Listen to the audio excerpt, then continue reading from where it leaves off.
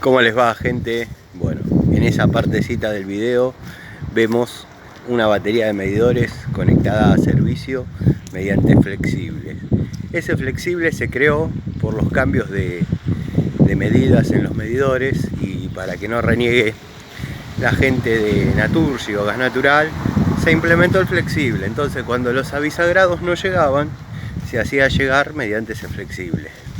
¿Qué pasó? Con el paso del tiempo, los muchachos, los gasistas, empezaron a dejar los pilares a cualquier distancia.